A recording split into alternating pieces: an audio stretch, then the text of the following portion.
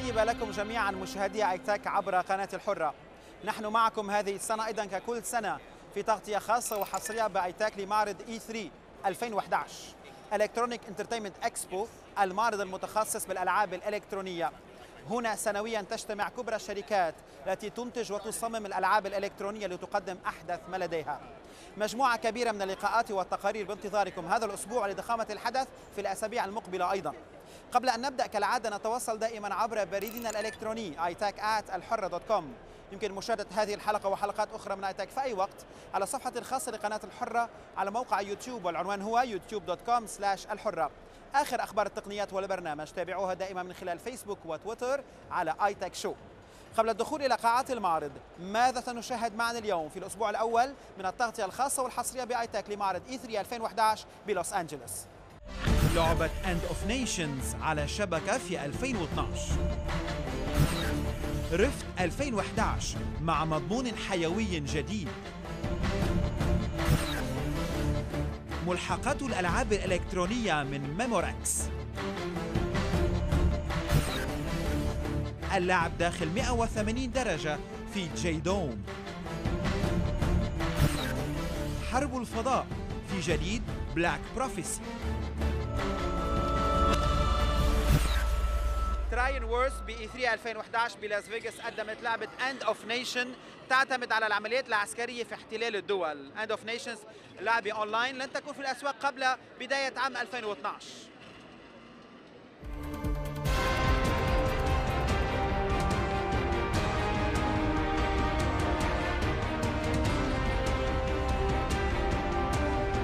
The special part of End of Nations, it's unprecedented scale. It's bigger than any other RTS game that's out there. Other RTS games allow you to have 4 versus 4, sometimes maybe even 8 versus 8. The special thing about End of Nations is you can actually have up to 26 on 26 players fighting on the same map at the same time. When you start End of Nations, you end up in this war room. And in the war room, it's like a global room where you can see everything that's going on in the world. You've got a chat where you can talk to people. You've got tickers, which tells you what's going on currently in the world. You get updates from friends, all sorts of information. So what I'm going to end up showing you here is we're actually going to go into a map called Deep Hammer, which is in Australia. And so by queuing up, we load into this map, and we're going to start out with our current loadout of units. And what we're going to do in this map is there's 2 factions. You've got the Liberation Front and you've got Shadow Revolution. And the idea is you want to destroy the other faction's bases. I'm going to select all my units, and if you look at the map down in the lower left corner, you can actually see your units and everybody else's units. One of the advantages of this game also is that it's persistent. So as you level up in the game, you're creating your character, your commander character, and he progresses over time. It's not like you go into the map once, you leave the map, and you have to start all over every single time. It's every time you actually, you continue to level up your character and he gets stronger and stronger and stronger. In this game, we have aspects like in-game currency. The in-game currency is going to allow you to do things like lay down command structures. It's going to allow you to have certain kind of commander abilities, which is going to allow you to be a much more powerful player. This game, first and foremost, is about RTS, so it's about strategy. It's about being a smart player. It's about learning your units, learning how to use your command abilities, learning how to use your unit abilities. On the way to the other command base, we ran into the enemy. And so from here, we're going to try to destroy the enemy since they're in our way of actually completing our mission. So on this PvP map, you can see at the upper right corner, there's different missions. For this particular map, you want to destroy the other faction's control center. As your faction wins certain maps, you're going to end up controlling certain parts of the world. And as your faction controls more and more parts of the world, you're going to get bonuses and extra things that's going to make your units much more powerful. We do have a website. If you go to endofnations.com, you'll be able to see what we have released to the public.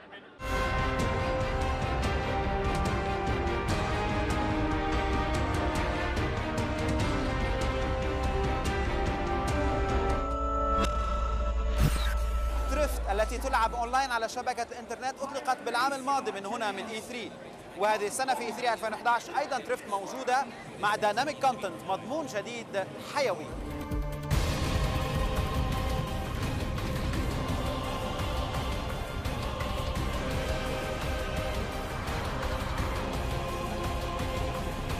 We're showing off a new patch, a new update to the game with a giant dungeon, and we want to show people off how cool it is.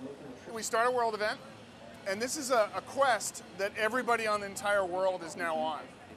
So everybody now can click on here, and you'll get the objectives on what to do, and basically you're playing with everybody else in the world. And I'll show you basically the opening of a giant raid dungeon called Hammer Now. And we'll start it with a little in-game cinematic. And you'll see there's other players who will join us. This is on our alpha server, and they're helping us play test this and QA it. So as you go forward here, they're beating down the door. So they've just broken the door open, and the monster would jump out.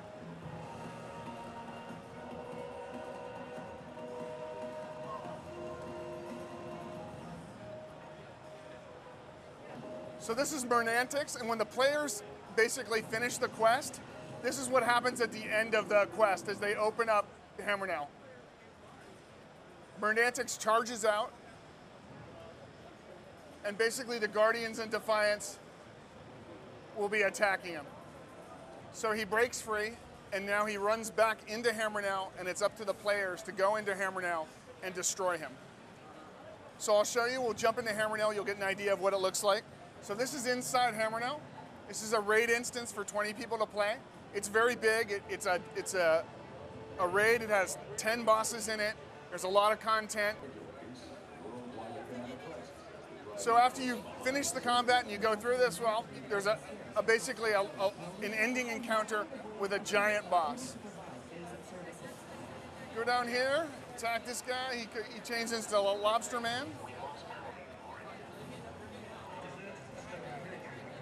So he's the second to last boss you fight. And then I'm going to show you the last boss and this phases it goes to get to the last boss. So at this point, the raid group needs to move forward, and some tentacles will come out, and you need to attack the boss.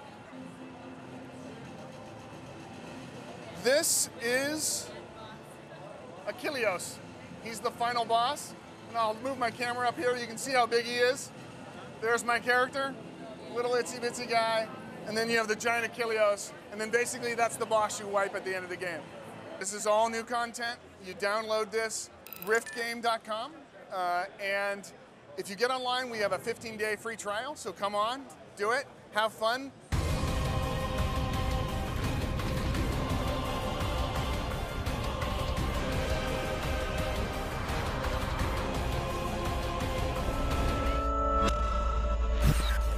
في E3 2011 بلاس فيغاس ميموركس انتقلت من صناعة السي ديز والدي في ديز إلى عالم الألعاب وأجهزة التحكم منات لسوني بلاي ستيشن، نينتندو وإكس بوكس 360.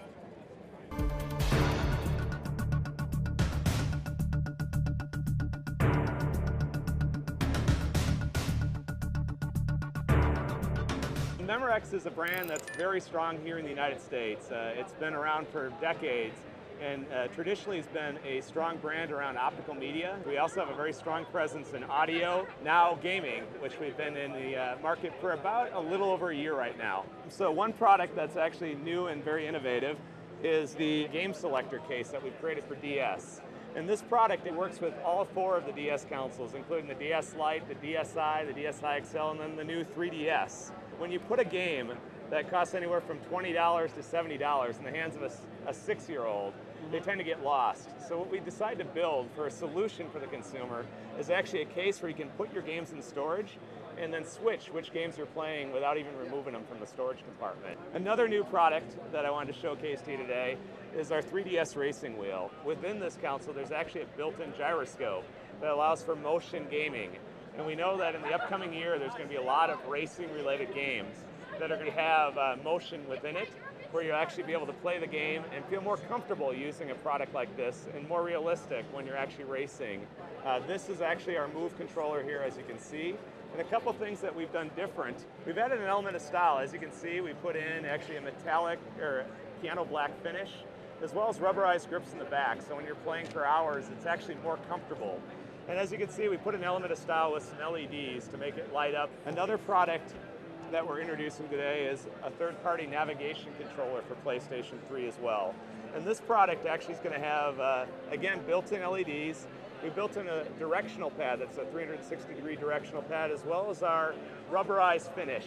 Something else, even though controllers for the Nintendo Wii, they've been around since 2006, we tried to add a little twist to it. We didn't want to copy them, we wanted to make it different. So we introduced a metallic paint finish for the Wii remote. So again, it adds a little bit more of an element of style for the end consumer, as well as LEDs that are accenting, backlighting the speaker, as well as the directional pad. We created a 360-degree directional pad, and if you feel this side by side with the Nintendo one, there's a very noticeable difference. We rubberized it, we made it concave in nature, so what we've done for most of our DS accessories is we've actually made them universal in nature, where it actually, within one package, works with all 4 of the consoles in the marketplace at www.memorex.com.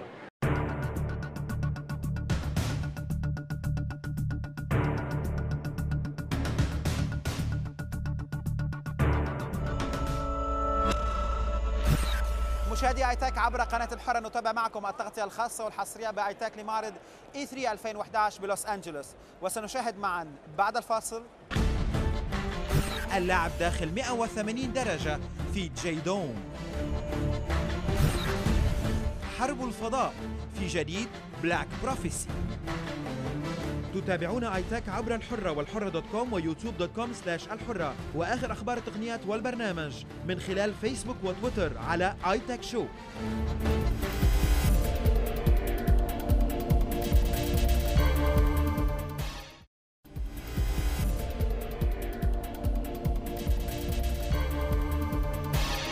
تتابعون ايتاك عبر الحرة والحرة.com ويوتيوب.com/الحرة، واخر اخبار التقنيات والبرنامج من خلال فيسبوك وتويتر على ايتاك شو.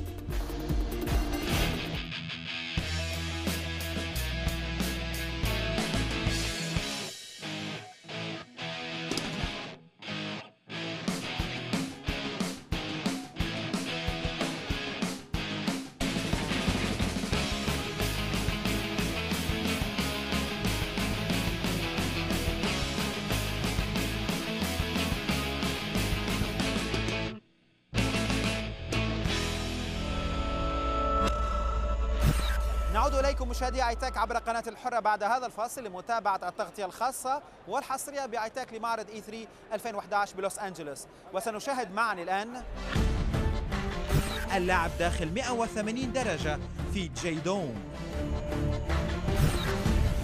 حرب الفضاء في جديد بلاك بروفيسي.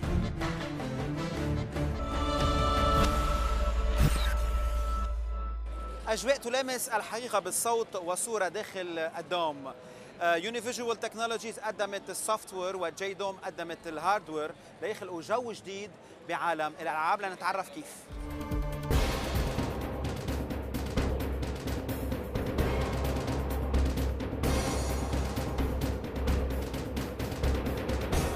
Software is called Warpalizer, and it's basically a software that hooks onto the game. So you don't have to do any special thing with your game. You could use any type of game. This happens to be Black Ops, Call of Duty. This is a 2-projector system, and to make it a single screen, you use our software, and you have an overlap between the 2 projectors, and you edge blend them together. And you also do a correction of the image, because otherwise it would get distorted by the curvature of the screen. It's a brand new software. We started to sell it in 2009, and this is the first test with the gaming industry. We're trying to see if it's interesting for the gamers. You install our software, and then you put one file in the same directory as the game, and then it works automatically. So you don't have to change anything in the games. The one thing you have to change in this game is the field of view. You have to have the right field of view. So you have to be sure that the game can change the field of view. This is a jDome. So this is a foldable. You can fold it like an umbrella and stuck it so you can have it in your living room. And then when you don't want to have it in the living room, you fold it up and put it under your bed or something like that. It's a back projection system, so you don't stand in the way of the beam, because otherwise you will see your head on the screen. What we use here are home cinema projectors you can buy in any store, and it depends on what type of lenses the projectors have. So you can have short throw lenses that have the projectors very close to the screen. In this case, it's more cheaper to buy projectors with not so wide lens. Here we get a lot of pixels and light for that kind of money. So it's a very price-efficient product. This jDome, I think it costs about $2,000, and our software costs, if you're a gamer, a home gamer, it costs $600, and if you're a professional, it costs about $1,200 per channel. And this is a 2-channel system, so it will cost about $2,400. Here we use a simple laptop that you can buy in any store. It's nothing special about it. It has 2 outputs. You could also have 1 PC for each projector to get more graphics power. You go to www.univisual.se.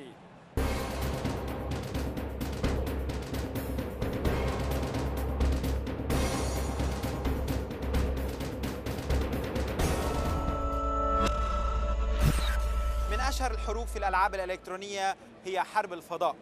جيميجو عرضت هنا بلاك بروفيسي، لعبة في حرب الفضاء جديدها لم تطلق بعد في الأسواق، ولكن سنتعرف عليها الآن في E3 2011 بلوس أنجلوس.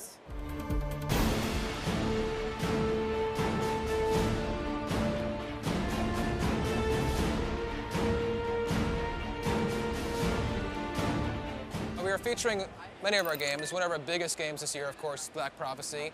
Right now we're in the US closed beta period. We're looking for a launch in the very near future. So of course we want to show it off as much as possible. Black Prophecy is a Twitch-based space action combat MMO.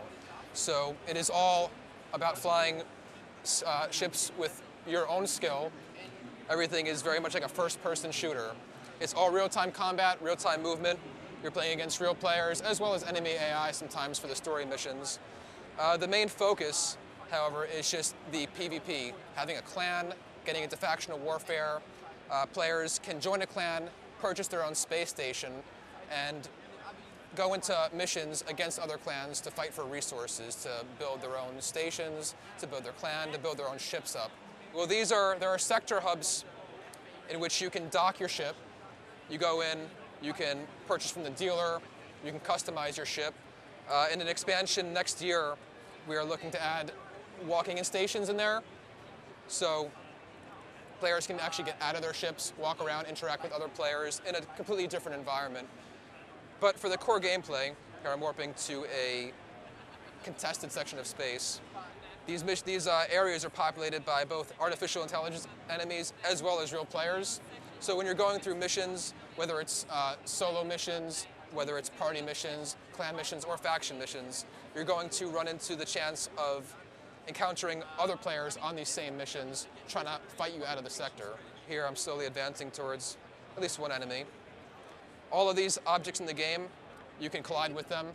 So there's a full collision. You always have to be careful. You have to weave your way in and out of both space stations, meteor fields. There are some fighters kind of converging on this whole station here. We're going to try to get in there and engage them. In Black Prophecy, there are many skills that you can focus on. There's different energy weapons, different mechanical weapons, different explosive weapons. We're fighting right now in very tight corners. You can also switch your view to have a full cockpit experience. Black Prophecy also supports joysticks and gamepads, so if you're a space or flight enthusiast, you can just plug that in. You can equip up to 4 weapons, and you can toggle between how they're controlled. So I can set it up so mouse 1 controls certain weapons, mouse 2 controls other weapons. There is an overheating mechanism, so each weapon has its own rate of heat. So as I'm shooting right now, on the very bottom of the screen, you'll notice little red jumps. And as I approach critical heat, those weapons will stop functioning. Mass plays a big part. If your ship is too heavy, then you're not going to have the maneuverability that you would have without those heavy weapons. You can go to blackprophecy.gamigo.com.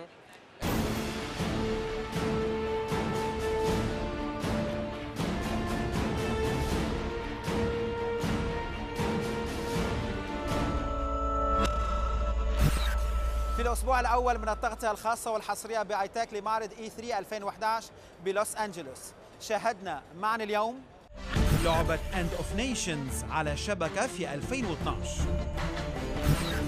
رفت 2011 مع مضمون حيوي جديد، ملحقات الألعاب الإلكترونية من ميموركس، اللعب داخل 180 درجة في jDome، حرب الفضاء في جديد بلاك بروفيسي.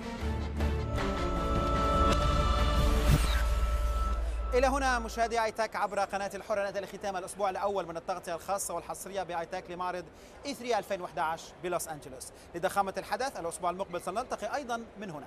إلى ذلك الوقت نتواصل دائما عبر بريدنا الإلكتروني ايتاك@الحرة.com. يمكن مشاهدة هذه الحلقة وحلقات أخرى من ايتاك على youtube.com/الحرة. آخر أخبار التقنيات والبرنامج من خلال فيسبوك وتويتر على ايتاك شو. أنا توفيق جبران، شكرا لكم جميعا وإلى اللقاء.